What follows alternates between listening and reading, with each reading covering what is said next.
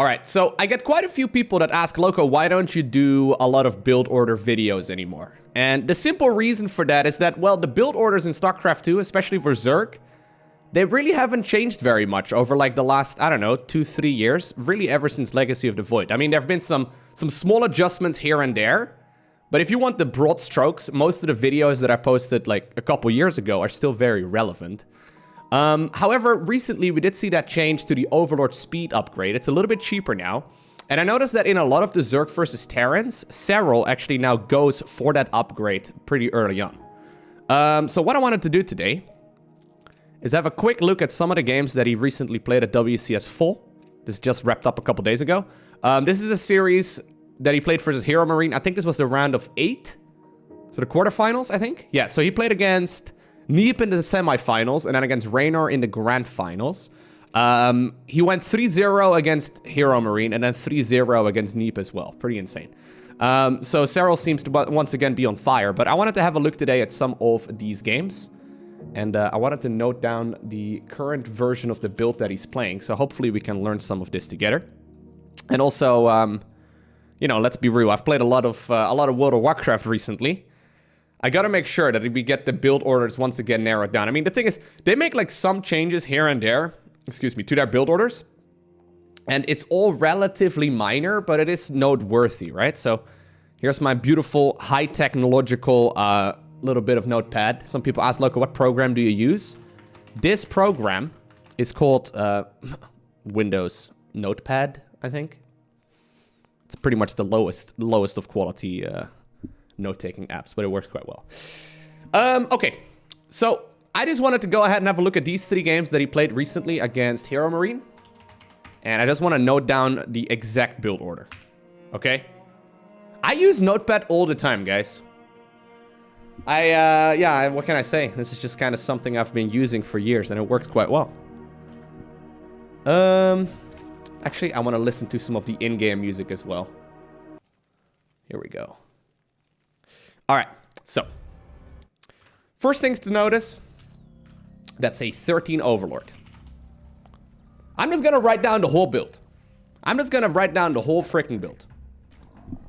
Now, he's a little fast. There's a lot of spamming going on. Sometimes people ask, Lowko, why do they spam? Because they can. That's really about 90% of the reason. I mean, you can warm up your hands and do all of that as well. Generally speaking, though, not that big of a deal. Okay.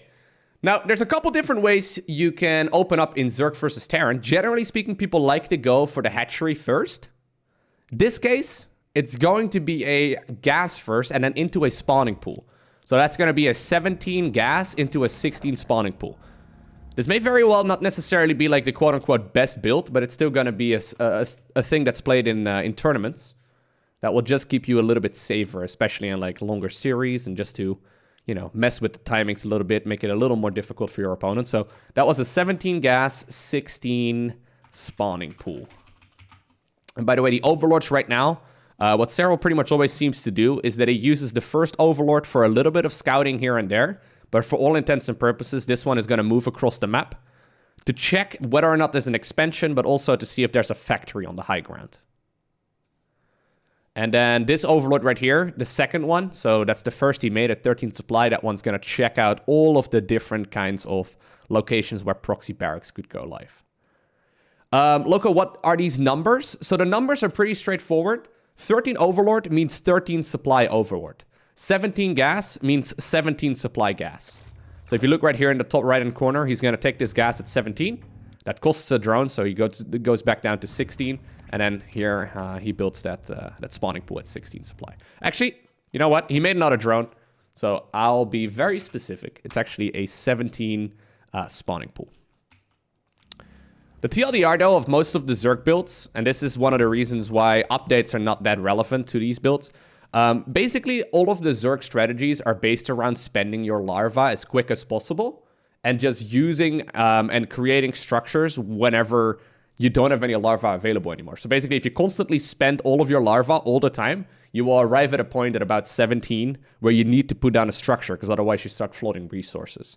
And the same goes for like queen counts, right? The general rule of thumb for queens is you make more queens when you don't have any larvae to spend and you don't have any buildings to make. So you just sort of add on queens with the leftover resources. Okay. Thank you, Echo Steel. Champion returns. Welcome home. I still love the Darkest Dungeon narrator, man. Hey, thank you very much, Echo Steel, for the 34 months. All right. So it's going to be a hatchery here on the low ground a little while later. I think this is going to be at 18. So this is actually already pretty interesting because I kind of play the same build every game. I usually go hatch a gas pool. This is a bit of a different order of things, and we can definitely give that a try. It's good to have some variety in your strategies.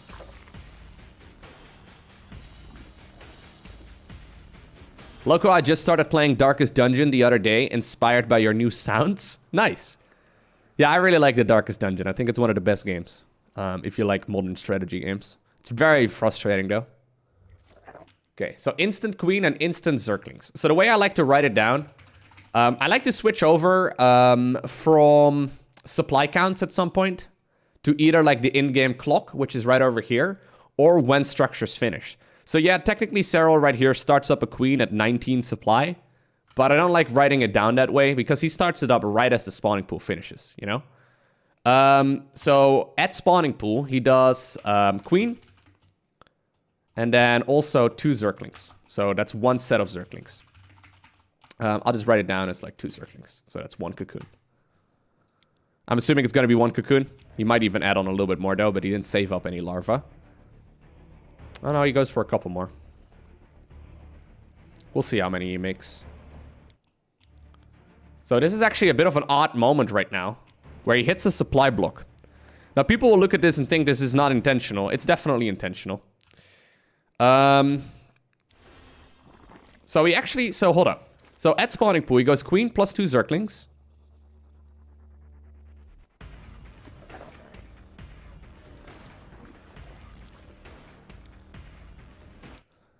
And then he actually pulls 1 drone out of gas here as well, which is a little bit curious. When did he pull the drones out of gas? I think he didn't do so until like 100, right? Yeah. So, okay. Yeah, so at 92, he pulls 1 drone out. Link speed. 1 drone out of gas. There we go. Now, there's a little bit of variety here. He does it at 92 because then the other 2 drones will not be slowed down whatsoever. So he basically wants to go back to mineral gathering as soon as possible. And you can see right here, you see the amount of resources he had available to start up link speed. Like, there's some details over here at play that mostly are influenced by mining the shorter mineral patches first. So he micros the drones to go on the short mineral patches first. And it lines up perfectly. Like, look at the gas count right here. And then the mineral count. Well, I mean, it's not perfect, but, you know, there you go. It's within the same second. If you manage to narrow it down to the same second, it's all good. Now, when does he make the Overlord? That's going to be at 22. Okay. Now, the reason why these early games are so tight is because they've done this a million times. It's kind of just what happens. Now, he leaves 1 drone... or 2 drones, rather, inside of the gas. So I think this is the strategy where you go for the quick overlord speed. I'm not entirely sure. That's kind of the reason why I want to check this out. So he goes 1 queen over in the main base after the first queen spawns. Inject and move that to the natural. Okay. So once again, at queen. Second queen. Inject main to the natural. And I really want to be specific here in the early game especially.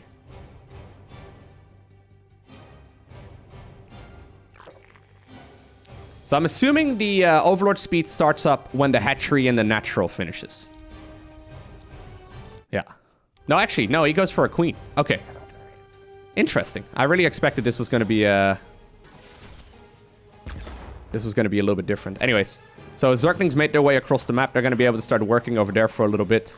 Just being a nuisance. But nothing too crazy. Okay. At natural, queen. And what we'll do is have a look at the other games as well, and then see if we can find some patterns. Now, I'm curious to see when he starts... Okay, so he starts Overlord speed right now. Cool. So he starts Overlord speed right now. Now, once again, he purposely hits a supply block at 36. So we hit a supply block at 22 on purpose, and then also one at 36. Now, what I don't want you to do is go on the ladder and say, hey, I hit a supply block. That was on purpose. It's okay to have a supply block if it's pre-planned, okay? You don't want to... You don't want to do that thing where you're like, yeah, no, I hit a supply block. I totally meant to do that. It's like, sure you did. Sure you did. All right, so he uses hotkeys to start up a couple of queens here. And then as soon as that queen finishes, that's when he starts overlord speed, right? Yeah. All right. So this one was supposed to go to the natural, but it's actually gonna put down a tumor in the main base. So this one... Inject main, tumor main, and then to the natural. So at natural, queen. At second queen, overlord speed. So interestingly enough, and this is a little bit surprising, right? He starts up overlord speed when he has 100 gas. Which is kind of funny because they recently reduced the cost of the overlord speed, like Nematized Carapace, from 100 gas to 75. So maybe this is a build that he actually planned before the patch already. But, yeah. Loko, what does the natural mean? Oh, so the natural is the first expansion. The natural expansion is what people call it. So this would be... Dude, a lot of these StarCraft terms, they kind of come naturally. But if you have any questions about any of them, feel free to let me know. So natural means first expansion. So that is this hatchery. It's actually kind of funny, because I remember when I first started watching and playing StarCraft, I was like, what's a natural? What does this thing do? What does the 6 o'clock base mean? I wasn't very smart. Now I pretend to be smart. All right, so overload speed. After this queen in the main spawns. Cool. So he starts up another overlord at 36. That's kind of surprising, right? So it's just drones, drones, drones, drones, drones. One set of Zerglings here as well. I think that's just for base defense because Link Speed is about to finish up to get rid of like this, you know, this pesky little Reaper Man if he needs to. And then at 36, Overlord. And third hatchery. There we go. A natural queen is the one without without plastic surgery. No. This is not a queen without plastic surgery. Okay? She just woke up that way. Look, there she is. See? She's still in the air. This is how beautiful she is when she gives birth. Or get birthed, rather. I don't know how this works. It's kind of odd how, like, a queen injects the hatchery, right? So that would make the hatchery the queen. And I guess the queen... anyways. So Overlord Speed is going to finish in a sec.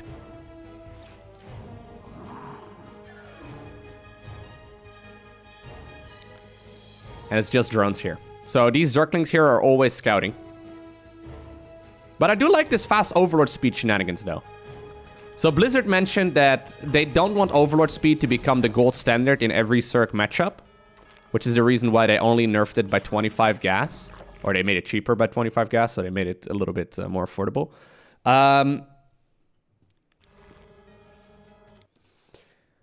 Yeah, it seems like Serral is playing it every single game. But you know what? This is what happens when you buff anything in StarCraft 2. Right now, if they decide to, you know what we're gonna do? We're gonna nerf it. We don't want people to go, people are gonna be outraged. If they decide to put Overlord Speed back up to 100 gas, there's gonna be outrage. So, even though it might not necessarily be what they had planned, it's like, well, now you're kind of stuck with it for a while. Unless you do like a big set of changes, you can't scale this back very easily.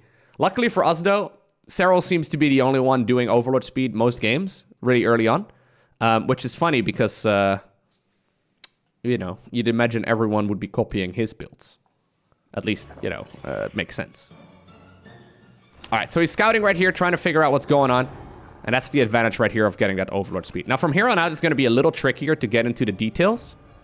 You can follow along here if you really want to. But he's always checking, right? So the reason why he's checking or what he's looking for right now is primarily to figure out what it's going to be from Terran. Now, most of the time, it will be one barracks, one factory, one starport, the 1-1-1. Thing is, Terran can transition from this into a lot of different strategies. So the strength of 1-1-1 is that you can basically make everything within, like, the first 5 minutes. I mean, you can literally make every, like, unit. Well, not all of them at once, but you can make every kind of Terran unit within, like, the 5 minutes. So this is like the real strength, right, of playing the 1-1-1. And I guess you can always figure out what kind of strategy and follow-up it's going to be as well. So the 1-1-1 means, so there's different ways that Terran can open up unknown virus. There's the so-called like 2-1-1 and the 1-1-1. And the 2-1-1 is the one where they go 2 barracks, 1 factory, 1 starport. Usually that one is going to be based around medivacs and marines. And then there's the 1-1-1 where they go 1 barracks, 1 factory, 1 starport. And usually that one is focused around Hellions and then whatever else. Yeah, 2-1-1 is usually more aggressive because they want to get damage done early on and they get overlords or Stimpack rather very early. 2-1-1 is a little bit more aggressive usually. 1-1-1 though can definitely still be aggressive, but many times it's more a conservative approach. Now the thing is, Terran can follow this kind of opener up with lots of different strategies, right? So they can go either for like a, you know, in broad strokes, we can talk about like the 2 follow-ups that Terran can do from this. They can either go into mech, which is like mechanical units, so more factories, maybe more starports as well, or they can go into bio, so they can go into more marines and then more biological units and medevacs and whatnot. Now, you can technically deal with both of those by playing Zerglings and Banelings, but it's important to know because you need to decide how you want to respond to that. So that's why I do like the idea of going quick Overlord speed. Overlord speed also increases the speed of the Overseer. So if you get the Overlord speed upgrade early and you morph in an Overseer a little while later, you can defend quite easily. So right now, Serral has seen, for example, and this is an important catch, that the starport is producing. You can see that by like the little dip in inside of the starport. So this thing is dipped in. And he knows that there's not a tech lab on that starport, meaning that it's not going to be Banshees.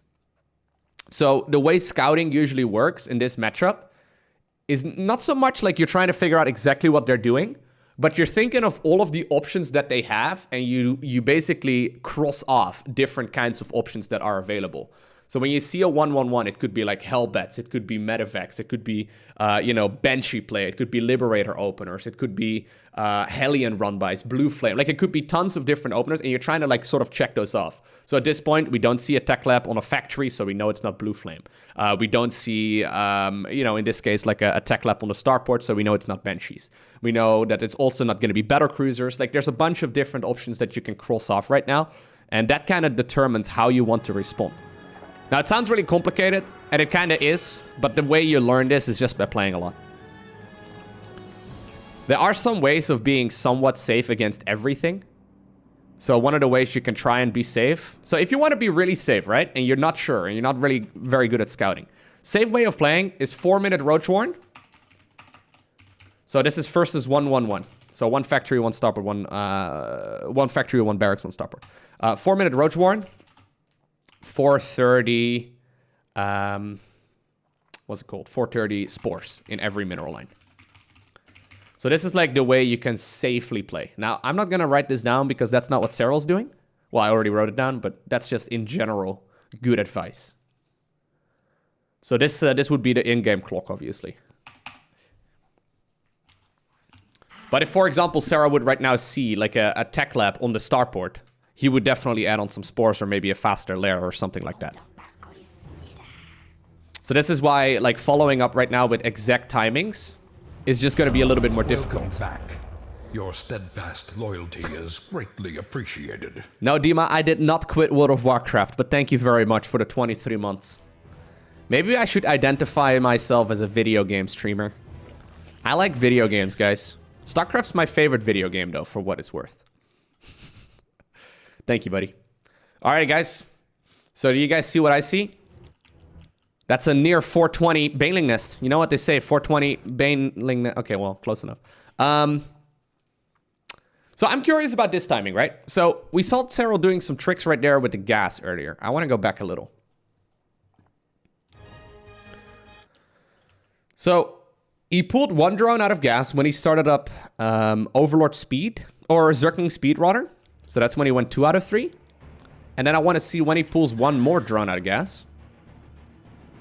So we can determine roughly when that is. It's a relatively random timing. But I guess it's when the natural is about to finish, yeah. So at natural, pull 2nd drone of gas. Here we go.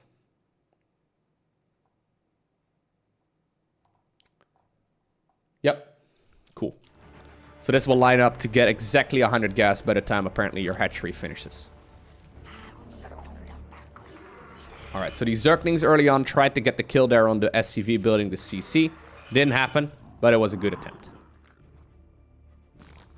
Overlord goes into the main base, figures out that it's a very normal build here from Terran. He scouted immediately with that. And once again, confirms exactly what's going on. Now, I wouldn't be surprised if he goes back in here. So the reason why he goes back in here is because Terran players have gotten pretty smart about this as well. Some of them have started up the Stimpack upgrade and then cancel it. So Serral actually decides to send his Overlord back in as the Viking spawns, just to confirm that the green light is still on in the tech lab. So this is all the info you really need. So right now he knows it's going to be that bio transition almost every single time. And because he knows, that's when he throws down the Baneling Nest. So at scouted Baneling, or at scouted bio transition, Baneling Nest at about 420. I know many of you can remember that, okay? 420 Baneling Nest. But only if you scout its bio. If you would have scouted right now its mech, I think this instead would have been a Roach Warren.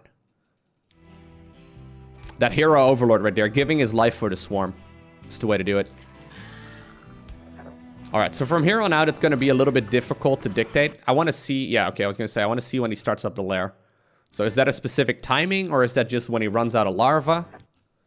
Wouldn't be surprised if it's just like when he just runs out of larva or something along those lines. So he starts up the lair, in this case at, well, about 4:45. So I'm just going to write it down, lair 4:45. But you can see these are already a lot more flexible.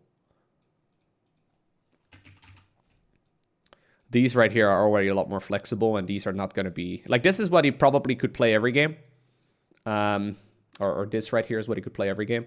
This last little segment is certainly something that... that will likely only happen in this specific case. Now, granted, this is the case most games you play, but yeah.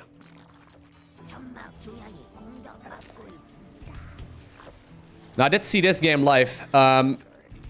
If you're a Terran player, this game is insanely good, by the way. But if you're a Terran player, I don't even know what you would do. It feels like if both Zerg and Terran play perfectly, it's almost always Zerg that wins. There, I said it. Obviously, playing perfectly is very hard, and Serral's really the only one that does it as close to perfect as you possibly can be. But when you see him play, it's very difficult to even figure out what you could do better. Like, Zerg late game is very difficult, but if you do it well, it seems so hard to beat. Anyway, so it's gonna be that lair at about 4:45. I didn't actually note down when he started up the Evos. So let me actually figure out as well when he starts up additional gas. General rule of thumb about additional gases is when you have full saturation in the natural. So I see a lot of the people that I coach taking their gases too quickly.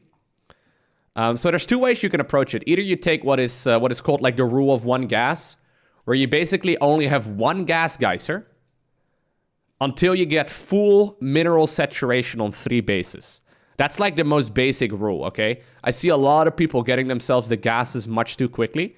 Usually not worth it, okay? You want to really try and get that that mineral income first, so you can make queens, so you can make drones.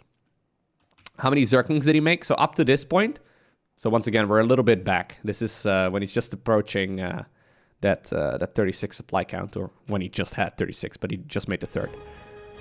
He makes a couple of Zerglings. I think that's primarily just for the Hellion defense.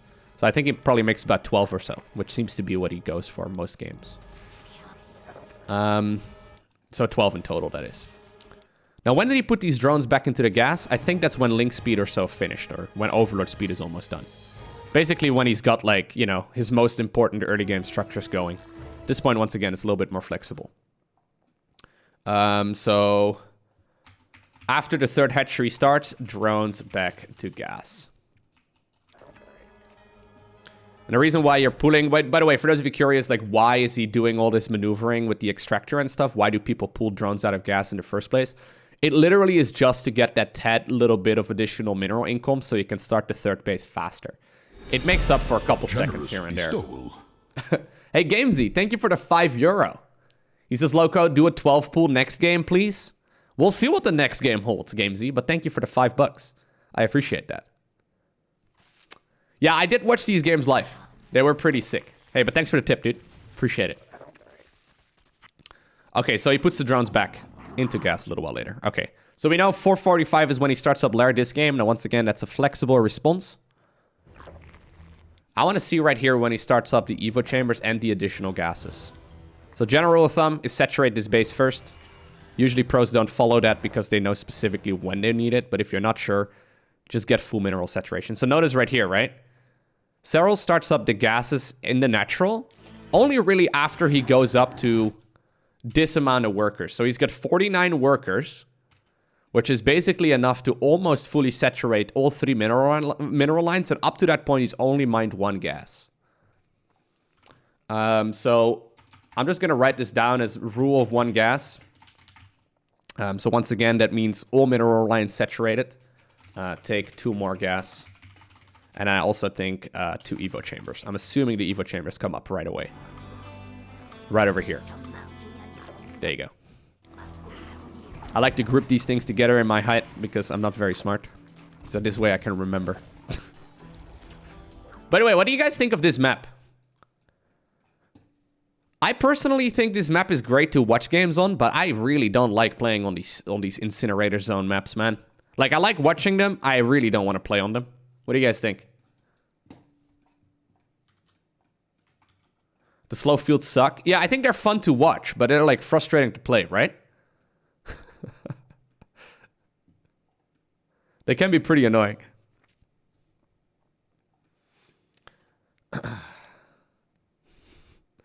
Lowko, I've been taking the gases and the Evo chambers way too early. Yeah, that's one of the things I pretty much always cover with people that I coach. Like, I see people doing this far too early, usually up to like Diamond League.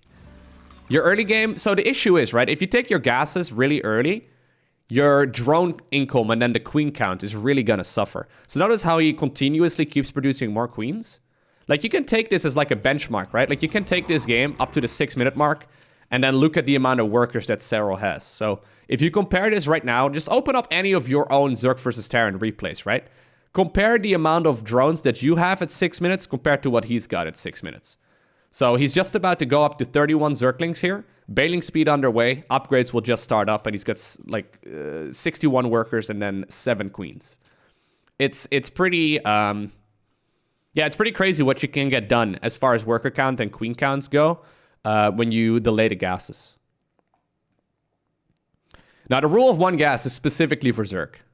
Yeah, like Protoss, for example, requires far more gas.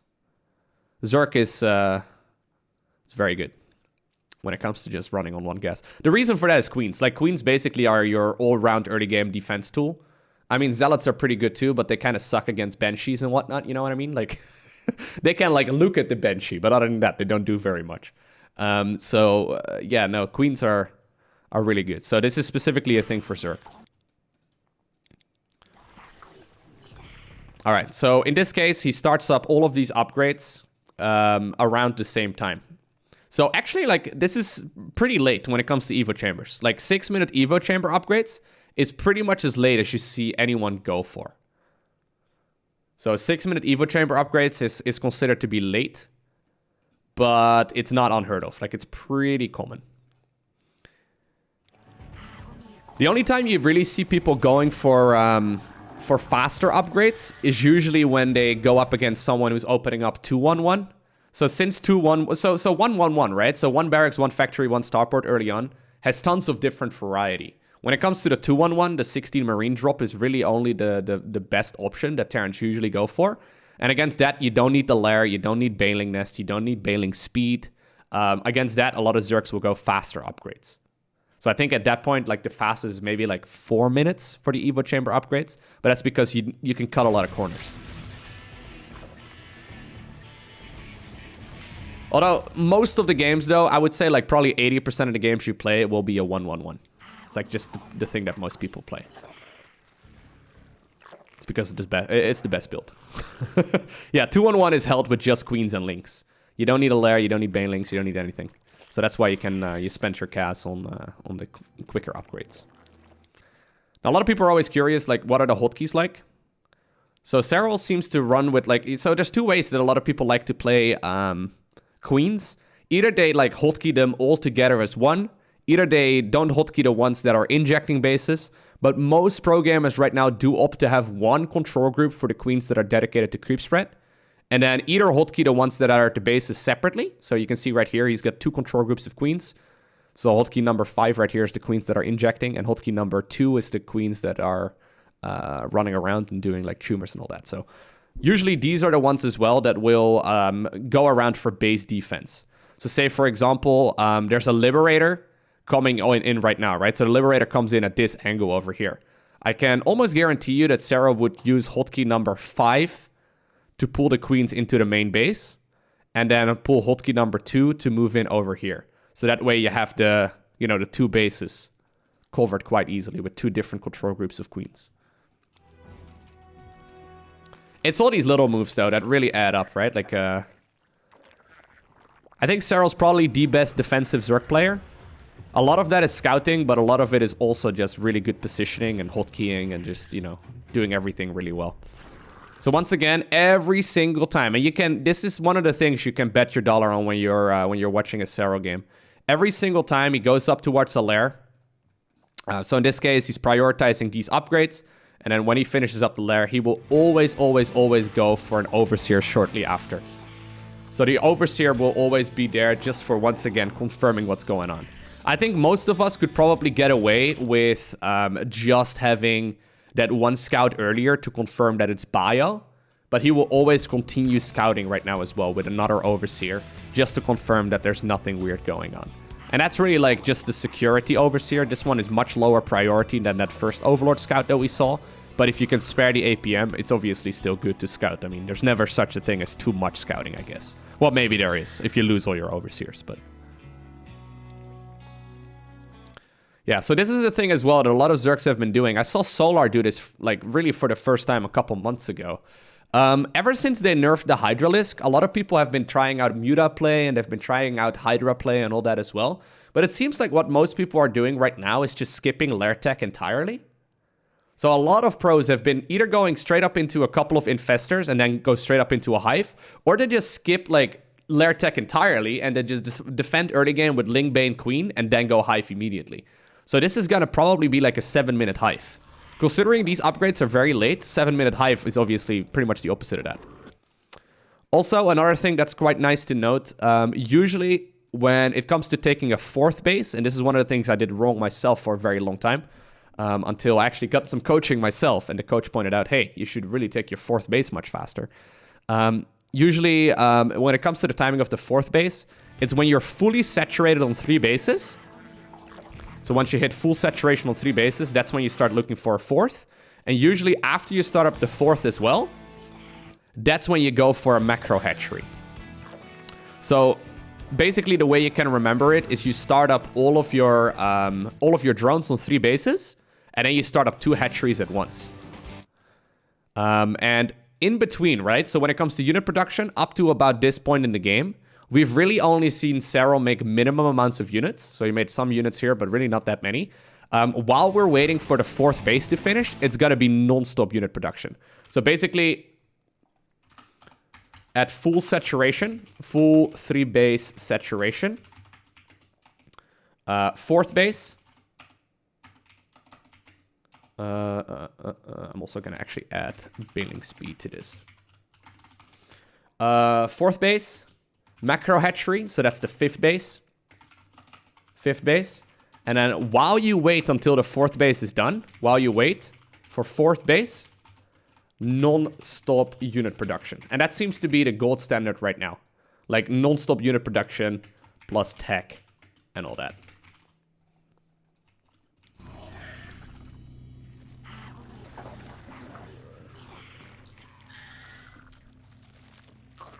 All right, so in this case, he goes straight up into a Hive. We've definitely left the early game behind. You can see the scouting here constantly. You can see right here, like he doesn't really start up a lot of drones. Like some of those were transferred, but he doesn't start up really a lot of additional drones until like the 4th base is already done. So Hive immediately, as soon as that infestation pit is done.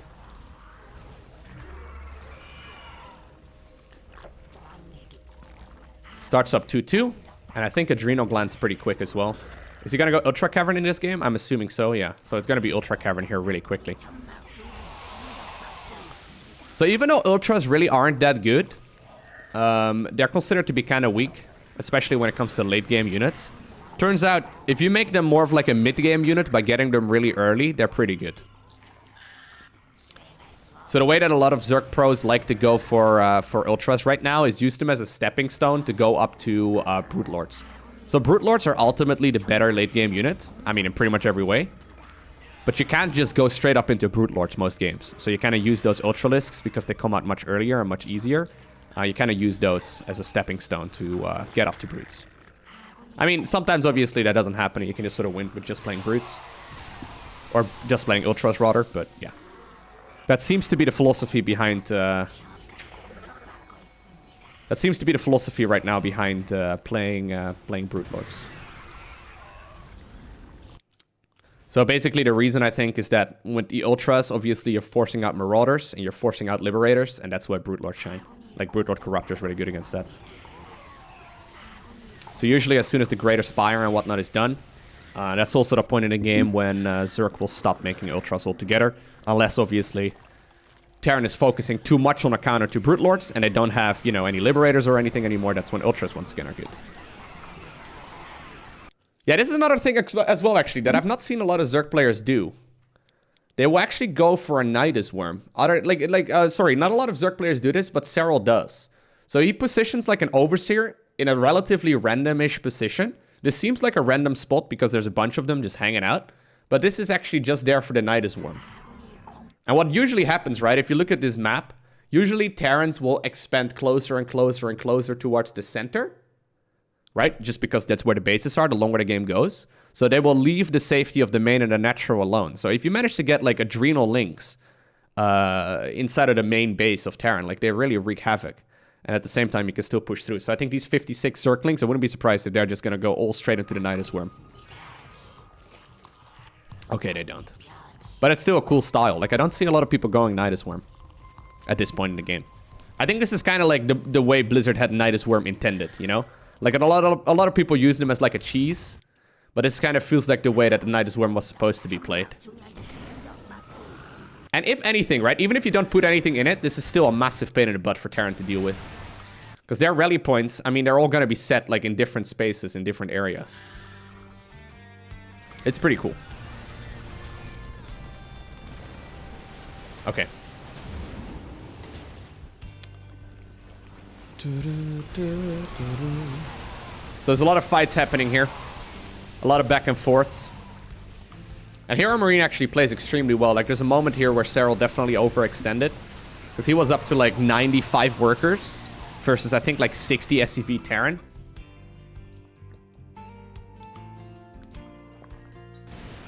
Which is probably also the reason why he didn't tech up to Brute so quickly.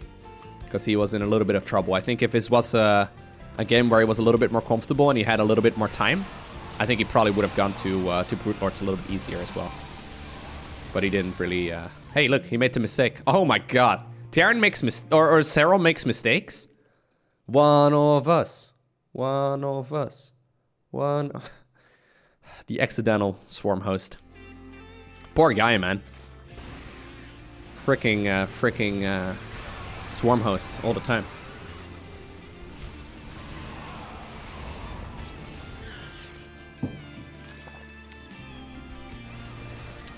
But yeah, Ultras are certainly a little bit risky. Ultras by themselves suck. Let's just leave it at that. You need Zerglings, you need Corruptors, you need Banelings. But it can be pretty good if you manage to get all of those 17 criteria met. The only thing the only time I see them really being good in like maxed out scenarios is with Infestor support. If you get Infestors, then they're magnificent, obviously.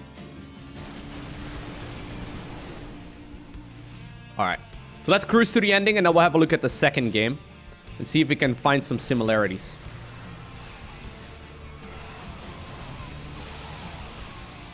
Yeah, creep threat is kind of ridiculous as well, huh? Considering the amount of tumors that have been killed this game. Yeah, the creep spread is pretty, pretty crazy. Cool. Okay, let's have a look at the second game.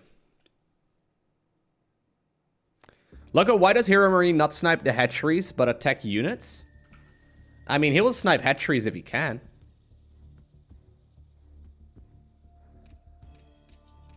This, by the way, was a really good series. Even though it's like a 3-0 for Serral, it makes it look really one-sided. It could have easily been the other way around. Like HeroMarine played really, really good. Okay, so we're once again gonna look right here at the start of the game. First 6 minutes especially, really in depth. And then we'll go from there. Loko, I have to wonder how many minerals are lost throughout the game when drones carry minerals that are turned into buildings. Is it significant? Actually, if you build a hatchery with a drone that's carrying minerals, like this one, for example, the hatchery only costs 295 minerals. Did you know that? Okay, no, I lied. Sorry. Sorry, I'm a jackass. I'm sorry. That's a total lie. I don't know how many minerals are lost. Nah, that's a total lie, man. You still pay 300 minerals. Those minerals disappear. Some sort of Zerg money laundering, man. Like, I don't know how to do it. They clean the minerals. Technically, at that point, your hatchery costs 305. But try and tell the IRS that, okay? I don't believe it. Some sort of Zerg money laundering, I swear.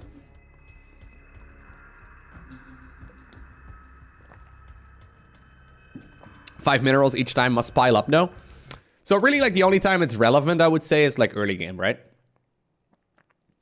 Oh yeah, I've made that joke a dozen times before. So in the late game, so like, you know how, for example, I see a lot of people when there's like tournaments or whatnot freak out when Zerg loses 20 drones in the at the 9 minute mark.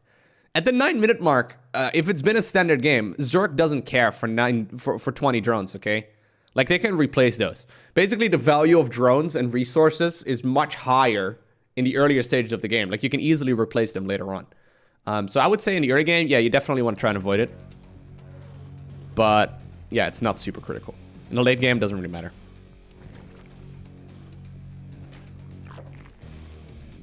How many structures does Zerg make on average?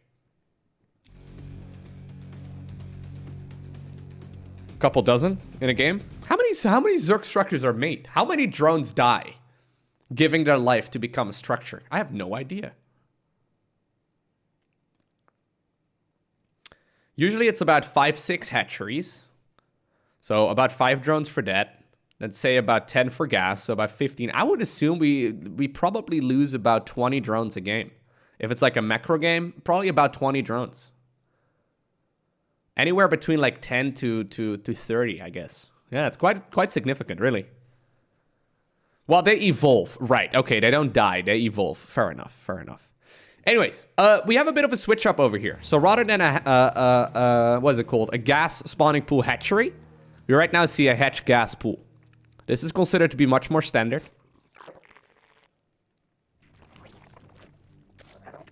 Yeah, obviously there's late game scenarios where we see a lot more drones being picked off, but... So this is when we want to look for some similarities, right? So generally speaking, there's a couple of different ways you get there. But usually you get towards a pretty similar, I would say like early to mid game. So while there's like different roads to get to the same outcome, that's mostly just done depending on the map, depending on the opponent, depending on how safe you want to play and what the different options are. If you expect your opponent could go for some sort of cheese, you might not want to open up with a hatchery first. So in this case, it's going to be a quicker third hatchery as well. So last time we saw the hatch taken at 36 supply. In this case, it's going to be a little bit earlier. But this is the gold standard that we see in pretty much every game. So even though, like, I would say these first couple minutes are a little bit different, right? You can definitely copy-paste this exact setup and do it every game. Back. Your steadfast loyalty is greatly appreciated. What's going on, Kennedy? Thank you for the 22 months. He says, Loko, coaching? I love coaching. What league is this? We are all being coached right now, okay? We are all being coached. I'm just watching some Serral replays. The guy's pretty good at playing the video game. Speaking of coaching, if you guys are interested, I've got a couple of open spots. Check out my Patreon page. Sorry, you gave me the perfect setup, okay? What can I say? You did it. A generous bestowal. Yo, Key, thank you very much for the 660 bits. Using those Subway bonus bits. Thank you for the $6. Appreciate it, man. Thank you very much. Okay. All right. All right. No, I only do coaching with Zerg. I used to do coaching with all 3 races, but I don't feel very comfortable doing so. I did hit Master 1 with all 3 races. So, you know, we're still decent. But yeah, no, I'd rather not. Because I feel like the main reason why I managed to get to Master 1 with Protoss and, like, Terran is just because I made a lot of stuff. Like, my general rule of thumb when it comes to playing Terran and Protoss is just more stuff beats less stuff. So if you have more stuff, you'll probably win versus the guy that has less stuff. Just make more stuff. Which works, admittedly, but it's not very elegant.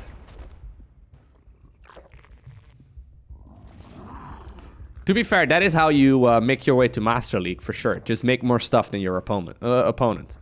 Make more stuff faster and you'll be okay. Okay, so what I'm curious about right here is whether or not he goes Overlord speed.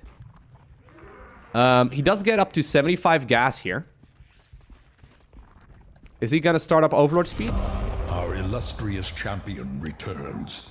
Welcome home. Thank you very much, Meter Stick, for the 26 months. No, so in this case, it's actually gonna be a very quick lair.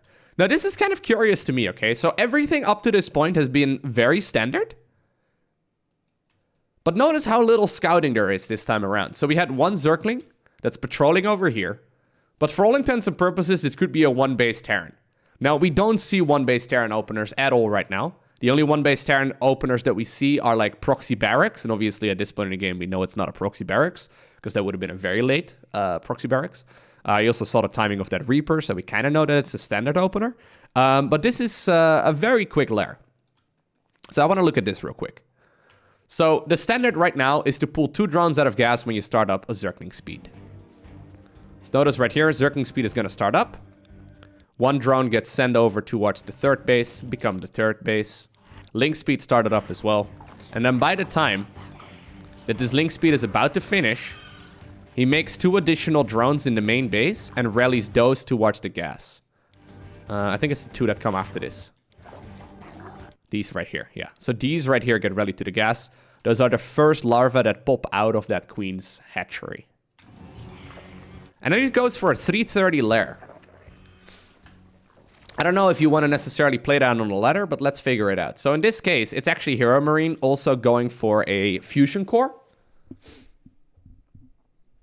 Fusion core is actually, yeah, so the 36 hatchery right here, definitely a little later than what you see normally. So in this case, you go for, normally we see the 3rd hatch at latest in like a standard hatch gas pool at about 31 supply. So in this case, you know, in the first game we had a look at today, you went for the 36 hatchery. That's definitely considered late. But I mean, definitely nothing too crazy. I mean, this right here, I like this opener. Also when I saw the game live, because it's like, it seems like a really safe all-round opener. But 30, 31 is pretty standard for a hatchery at the 3rd. But anyways, I want to see what he uses his lair for. Now, this may very well be a response to Serral knowing what HeroMarine might be going for. So in this case, this map is pretty good for battlecruiser play in general, because you have this really nice spot right over here where battlecruisers can just, you know, fly in and out all the time, and it's pretty annoying. So maybe this is Serral assuming it might be battlecruiser play, which is the reason why I might be going for this. So we see a Roach Warren going down in about 4 minutes, and that was a 330 lair. So this is one of those builds that I necessarily wouldn't recommend following along with, just because this seems to be a build that's specifically meant for this map versus this opponent. So a lot of people, right, at tournaments freak out about this kind of thing, right? So Serral loses 10 drones here. But we also saw the destruction of like 6 Hellions there for free, right?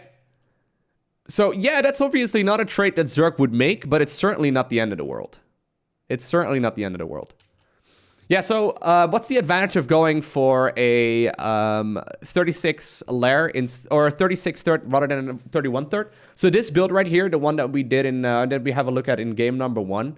Was one that seemed to be focused on a quick overlord speed and then also a spawning pool first.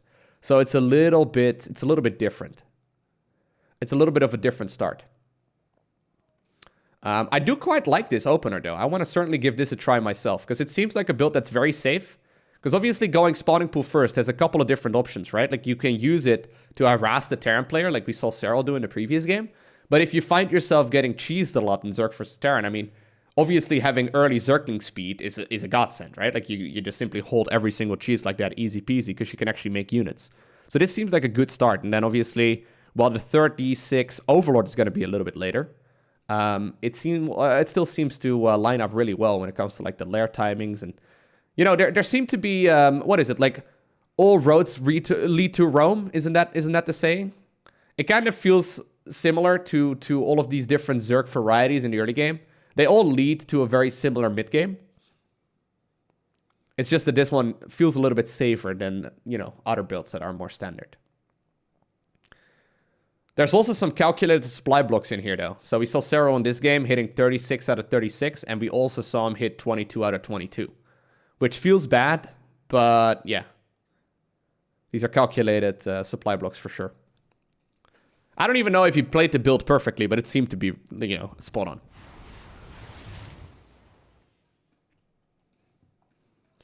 Alright, so there's the battlecruiser. So notice, by the way, in this game, Serral decided to make a bunch of spore crawlers. Now, we didn't see him do that in the previous one, right? In the previous game, Serral had that Overlord Scout that confirmed exactly what was going on. In this case, I think it's like a Zergling Scout or something that ran in. Or is it actually... oh no, obviously it's an Overseer as well. Yeah. So actually, you know what? If I go back to the 330 mark, which is when Serral starts up the lair, maybe he doesn't like going Overlord speed on his map just because of the layout of it. So I guess 330 over or 330 lair right here is primarily meant to get that Overseer out. Is that it? Yeah, so he finishes the lair and it's an instant Overseer. And the Overseer right now, yeah, that's certainly it. So he only really starts up the lair just to get the Overseer Scout in and to potentially transition if he needs to, if he scouts something weird. But usually you can expect like a...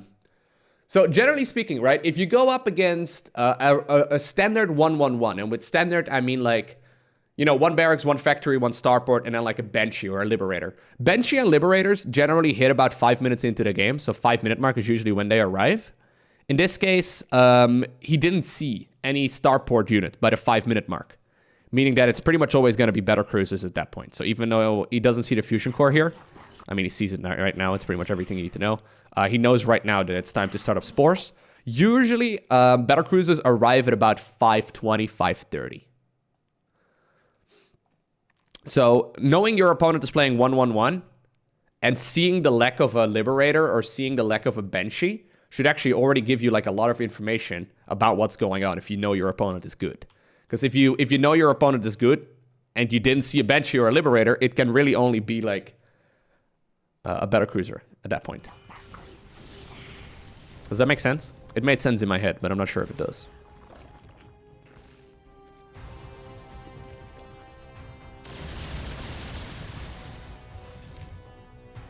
Yeah, so he starts up a ton of queens. And then obviously also the roach speed upgrade.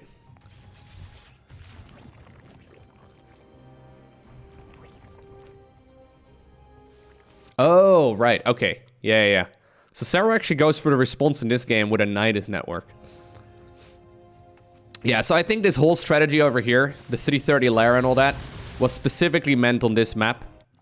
And specifically also meant because he knows that there's a good chance it's going to be a battlecruiser opener. This is a build that seems great against battlecruiser openers. Now, I don't think he wins the game right here, but this is certainly something that you win a lot of games with if you practice it against battlecruiser openers. Didn't really work out that well in this game, so he's forced to go for a Spire. But this is kind of like the early game, you know, summarized, I guess. Yeah, I don't think this is a build that you want to play every single game, but you can definitely give it a try. But if you run right now, say, into like stimped Marines with siege tanks, right? There's no way that this Roach, like, this Roach Queen thing would do anything. You'd probably not even get a single Nidus Worm up. Unless you put it up right over there. Okay, so let's have a look at the third game as well. See if we can find a little bit more variety. So I remember actually, like, that's one of the criteria, or one of like the critiques that people had of Serral was that he played the same builds every game.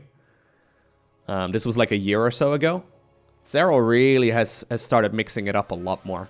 Like, I remember Raynor saying that like the only reason why he could win against Serral was because he was playing the same build every time, so he could cut corners.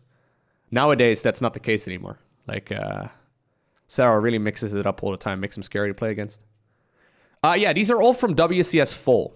So that's the tournament that just wrapped up a couple days ago. If it's not broke, don't fix it. So I get that, right? But, for example, like I remember Innovation doing the same builds for literally years, right? And it got to the point where it was so predictable that players started opening up ridiculously greedily. If you know your opponent is not going to cheese you and he's not going to play aggressively, and you know he's just going to sit back, you can literally go hatchery, hatchery, hatchery, hatchery, queen, queen, queen, queen, drone, drone, drone, drone, drone. You know, like there's... there really wasn't a whole lot he would do in the early game, and it just made him vulnerable, right? Like it would work great in a standard game, quote unquote standard. But yeah, it didn't work so very well if your opponent knew what you were doing.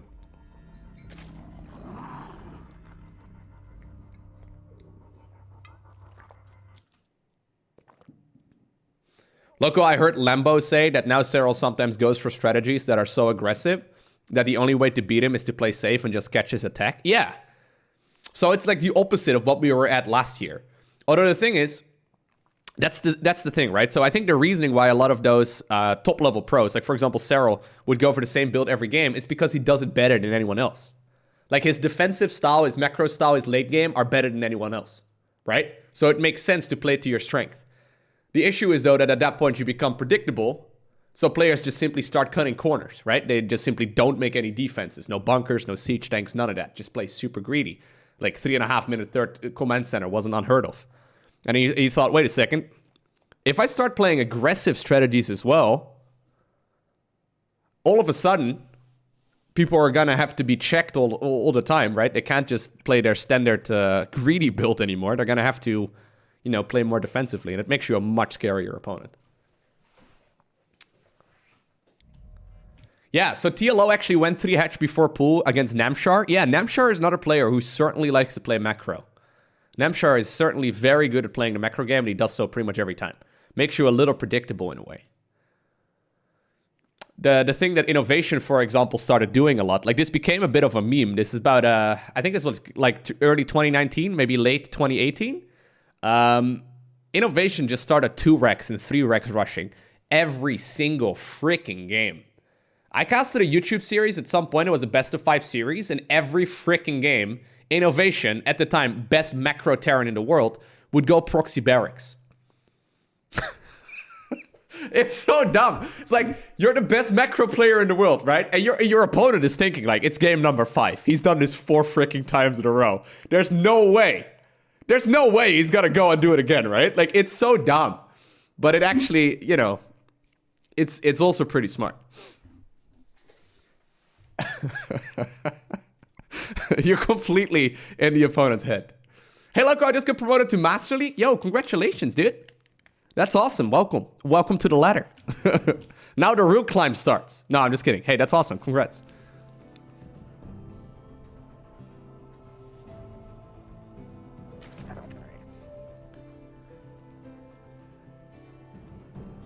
All right, so let's have a look. 16 hatch, guys. I'm assuming an 18 gas and a 17 spawning pool.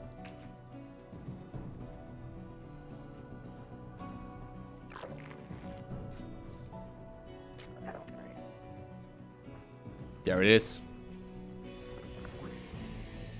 Lowko, I just dinged Diamond League after not playing for 5 years. Nice, dude. Congratulations.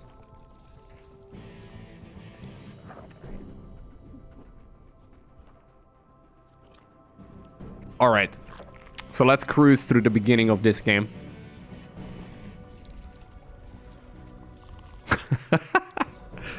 Guys, if you're a video game player, you should play a variety of games, man, if you want to. If you don't want to, don't, but I like playing a variety of games. So just because I'm playing StarCraft 2 or just because I'm playing World of Warcraft, or just because I'm playing Underlords, or just because I'm playing anything else, doesn't mean that I don't play the other one anymore. I'm just a nerd, man. There, I said it. I'm just a nerd. I just love playing video games. I'm sorry, don't tell my mother. She'd be very disappointed. Oh my god, Serral making a mistake. He lost the Zerg. Can't believe it. I did retire from RuneScape, though. That's the only game I did quit, yes.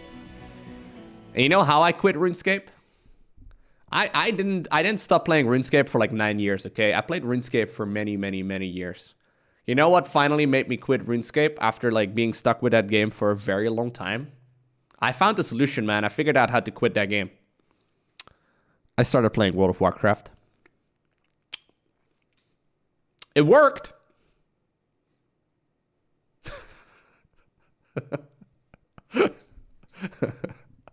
Wasn't really good, that great of a solution, I guess. I mean, I still did good in school, so it was, you know, it was all good, but yeah. It wasn't any less of a time sink. Let's just leave it at that. It was a 200 IQ. Yeah, 200 IQ move by Lowko, for sure. I graduated to meth, basically, right? It's like, oh man, I've been using all these other drugs for so long. Now I'm good. Nah, I'm kidding. Hey, look, hold up. I replaced one drug with another. No, that's bad. So he goes Overlord, or he goes Zergling speed here pretty early on, but he actually leaves 2 drones in gas. Hold your horses. We gotta go. We gotta go back. So he goes for the quick 3rd hatch here. So it's a hatch gas pool.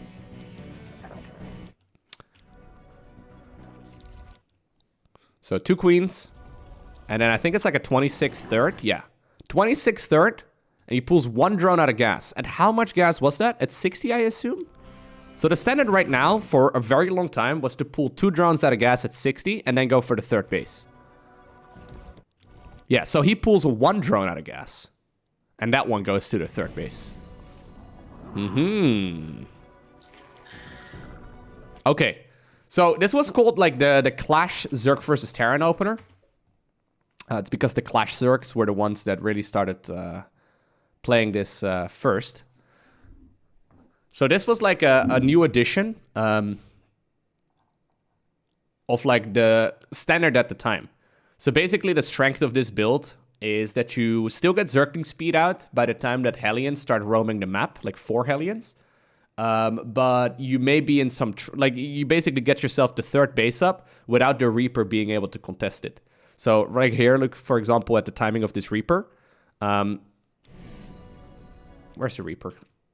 There it is. No, where is it? Ah, it's right over there. Sorry, didn't see. So look at the timing right there of the Reaper. Reaper makes its way across. Look at the timing of the 3rd. That 3rd could not be blocked, right?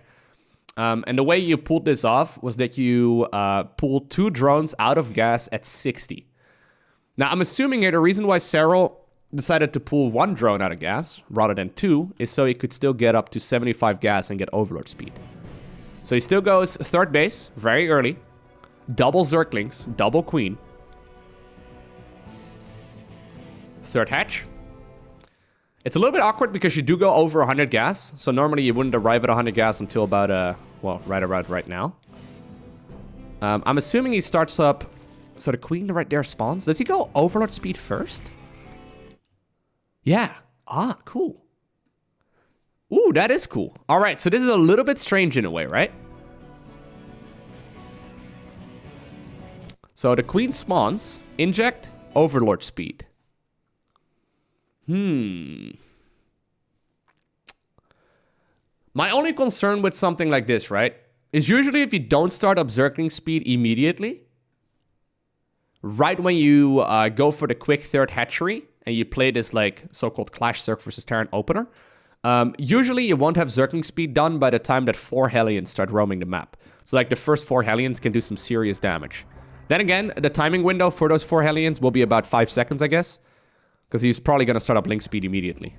He doesn't? Yeah, this is Serral playing greedy. This is Serral being 2-0 ahead in a series. Or he made a mistake. Technically a little bit greedy. But, I mean... not a massive deal. So there's the Overlord going into the main. Just scouting around. I mean, that Overlord gets there.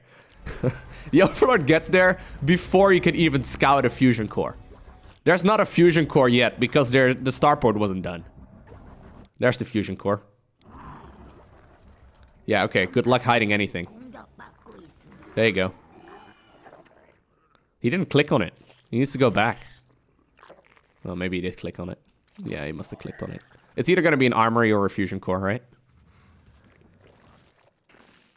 Oh, this was the second game? Oh, this was the second game of the series? Oh, did I show them in the wrong order? Ah, whatever.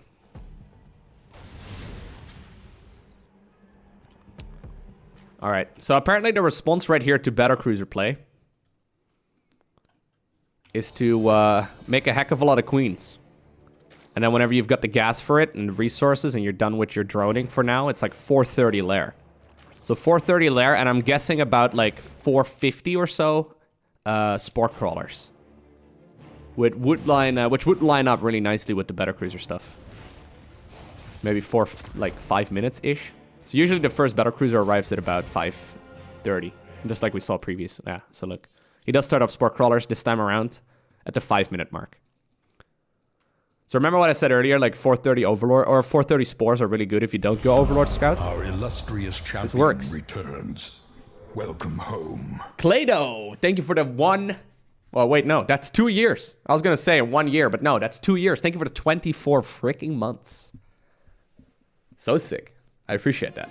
Oh yeah, I actually remember this game now. This one had like the Thors and like the Brute Lords over here, right? Oh yeah, I gotta show you guys the whole game now. This was a sick game. Yeah, so in this game, it's gonna be the Terran player transitioning towards mech rather than bio.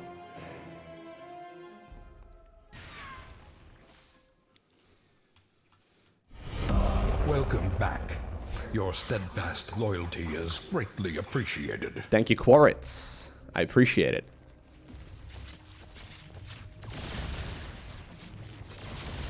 Yeah, so one of the things I see a lot of the people that I coach do wrong against battlecruisers is attempt going Hydralisks.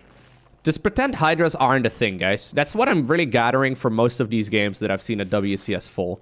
I have not seen any Hydras in Zerg versus Terran. Did anyone go, like, Hydraling Bane? I'm not sure. I'm not sure. Hey, thank you, Quaritz. Lowko, I see a lot of mech on this map. Is it bad for bio? No, I don't think it's bad for bio. I guess it's just really good for mech, right? Like, you can secure some really good ridges and, like, the distance. Like, usually, like, mech takes a long time to push across the map, right? But distance from this base to that base is really not that long. You can easily run over there. So this is one thing that Serral does really regularly against mech. So he goes 8 swarm hosts. I was actually curious how he hotkeyed this. But he goes 8 swarm hosts and then a Nidus worm. And I'm assuming he doesn't hotkey those things. Maybe he does, but I don't think he does. Let me actually see before he throws them into the Nidus worm. Oh no, he does have a hotkey for them. Okay. I always kind of assumed that he wouldn't hotkey them because they always seem to just sort of do their own thing. They're basically separate from all of his other army units. This is difficult to play though. So it's gonna be that macro Zerg army and then, like, you know, doing everything else, but also using 8 Nidus. Or 8 Swarmhost and a Nidus. It's a cool style to play, but very difficult. Locust everywhere. And 8 Swarmhost is also, like, not enough for it to cost you the game if Terran maxes out. Because sometimes, like, if you go too heavy into Swarmhost, your army is kind of pathetic and small.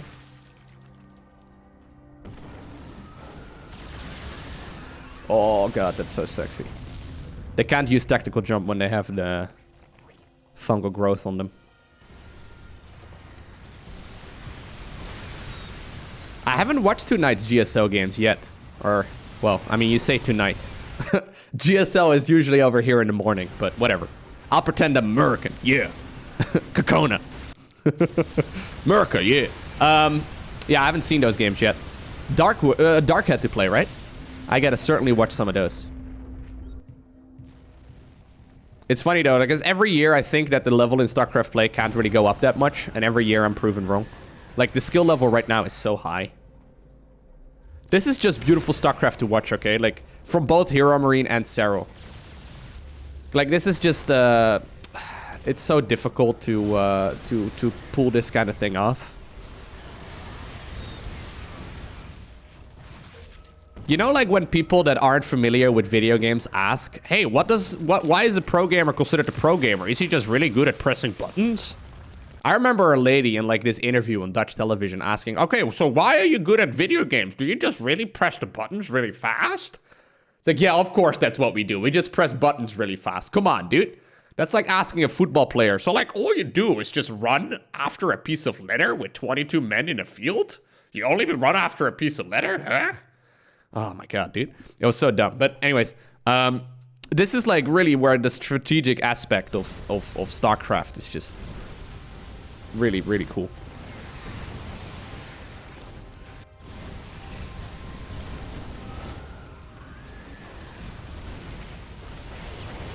Yeah. Brute Lord Infestor against Thors and stuff.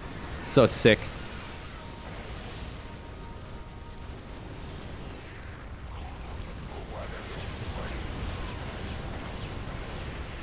I actually really like these Infestors here, though. The only issue with the Infestors, and we'll see that in a little bit, is that they get absolutely plowed down by siege tanks. So there's this really cool fight coming up in a minute or two. I'll try and see if I can show you. No, I think it's a little later than that, actually. Dude. Our illustrious champion returns. Andy! Welcome home. 3 freaking years! Thank you very much, dude. I think 2 or so of that is modding the Twitch chat, huh? Hey, thank you, buddy. Welcome back. Okay, look, this is a cool fight, okay? This is one of the coolest fights in StarCraft. So here's the dynamic between these units. From the Terran side, we have Vikings, Thors, welcome back, and siege Your tanks. steadfast loyalty is greatly appreciated. From the Zerg side, we have all 3 spellcasters. So we have Queens, Infestors, and then Vipers. We have Spore Crawlers on the ground, and then we got Brute Lords, right? And then there's some Roaches and whatnot scattered in there, but you can mostly ignore those. So what Terran is trying to do, Terran ideally wants these Thors to fight the Brute Lords. In a one-on-one fight, I think everyone has experienced this at some point if you played enough StarCraft. In a one-on-one fight, Mass Thor loses against Mass Brute Lord. It's just kind of how it is. It sucks, it feels bad, but it's what it is. Ever since they increased the range of the Thor to 11, so these have 11 range in their high impact mode.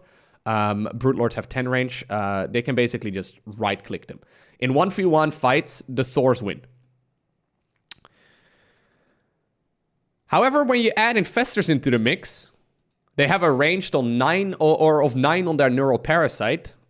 They can take control of some of these Thors.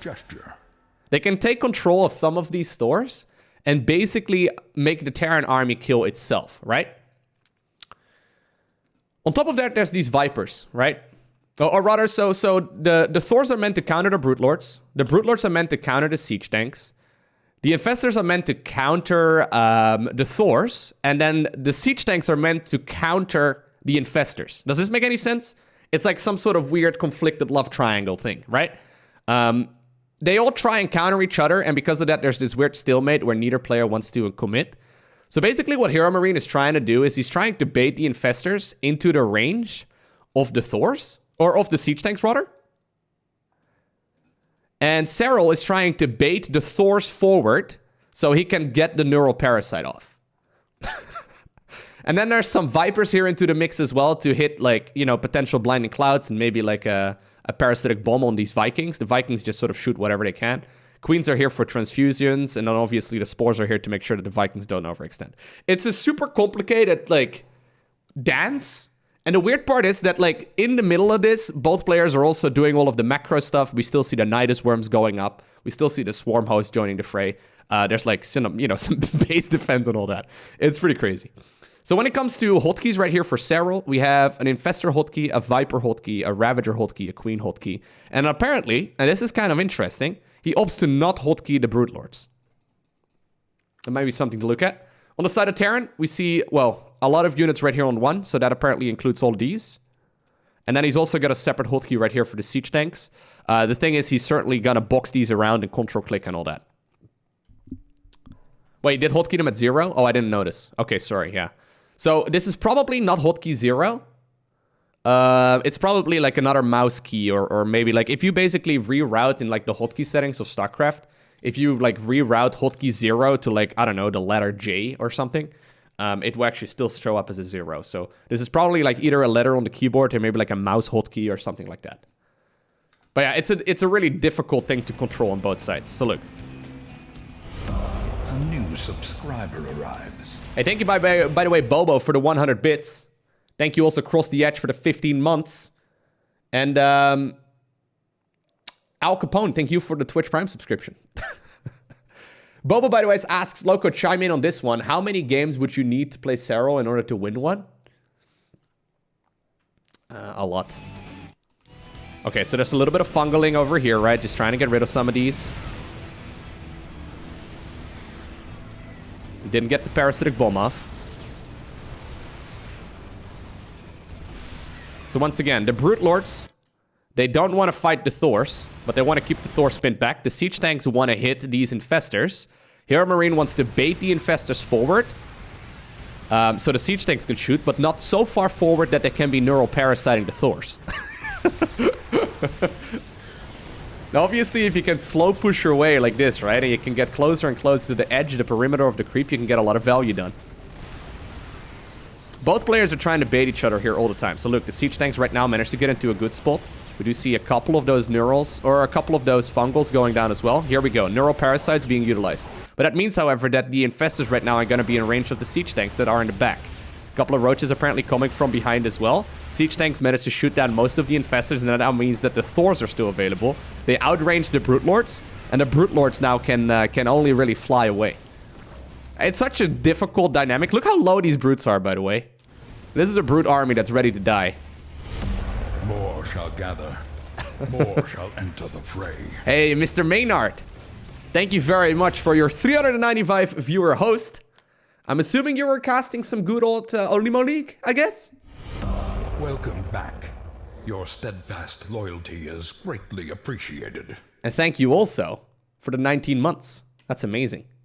You casted some Olimo League. For those of you unfamiliar, I've been casting a bunch of the games of Olimo League on my YouTube channel. They are one of the few tournaments that are actually run over in South Korea other than the GSL. I highly recommend. Here we go. I post a link to their Patreon and Twitch chat. I highly recommend you go ahead and check them out if you want to support StarCraft 2 esports. Whenever people ask, how do I support StarCraft 2 Korean esports? That's the place, dude. That's the place. Anyways, yeah, they release replay packs all the time. So that's one of the ways that I cast a lot of the games that I cover on the YouTube channel of the Korean StarCraft 2 teams, because most of the tournaments in South Korea, like for example GSL, they do not release replay packs. A lot of people are like, Lowko, can you please cast this Maru game? I would love to, but they don't release replay packs. So really the only way that I can personally cover a lot of the Korean StarCraft 2 is because of Olimo League. So just have a look at the Patreon page. They're great. They're really good. Anyways, thank you very much, Maynard.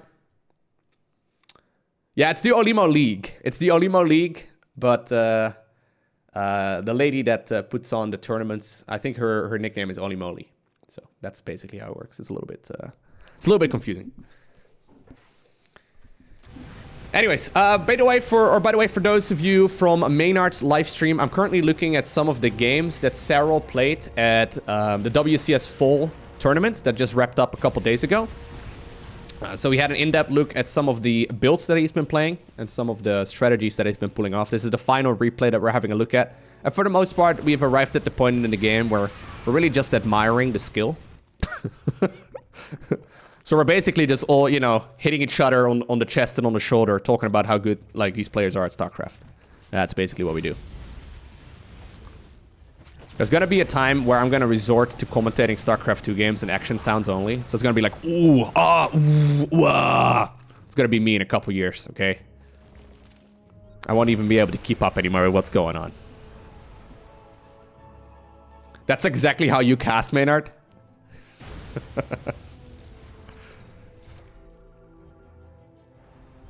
Yeah, Serral's pretty good at playing the video games.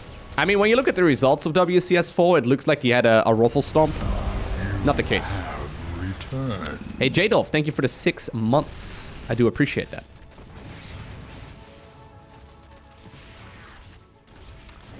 Okay. Yeah, so this game goes on for a little while longer.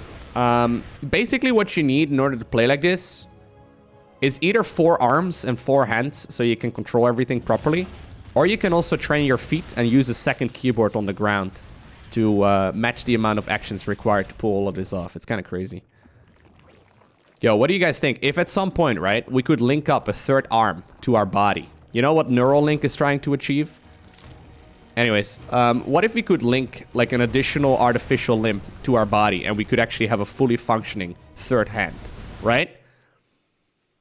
Would that be considered performance-enhancing mechanics for esports? This is going to be a serious issue we're probably going to have to like deal with over the next... Like, it's not just esports, but actual sports as well. Would we have like enhanced athletes? where they like, you know, have like an additional limb that's just going to make them faster or stronger or whatever? You wouldn't have the neural connections to control, though? Yeah, no, not right now, but imagine that would be possible, right? The technology is not there at this point, but imagine you could somehow, some way split the neural connections and figure out a way to control a 3rd arm. Or a 3rd leg for that reason. Yeah, we would probably need an additional category. Because the human body would just be inferior really quick.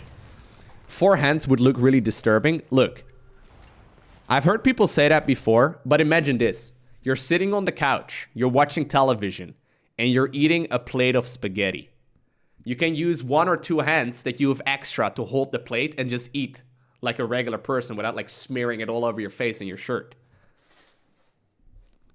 It seems like a win-win. No one's ever like properly eaten a you know, spaghetti on a couch, okay? I can't anyway.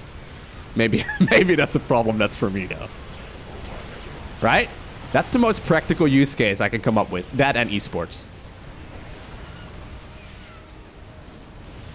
Yeah, we'd all be like Carex. Exactly. There's a lot of possibilities with 4 arms and 4 hands, but I think the eating of spaghetti on the couch is the top tier one, okay? I don't even really like spaghetti that much, but... I would like spaghetti if I had 4 arms better, I'm sure. Italian business is gonna boom after all of this settles down, dude. Raynor is gonna be the top tier pro at that point. For sure. A timely reappearance. Hey, Arnar, thank you very much. Appreciate it.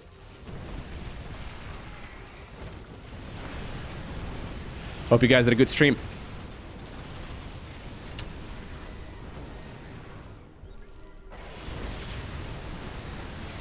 All right. So I think this about wraps up the series. Turns out Serral's good at playing the Zerg pieces. Alternatively, Serral's good, or you can just jump on the hate wagon and say Zerg OP. That's also a good option.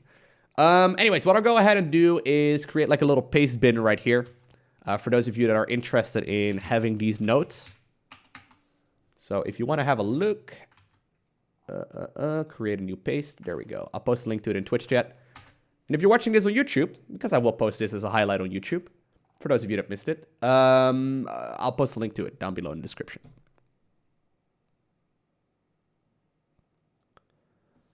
Loco, according to my opponents, Zerg is OP. That's definitely true, yes.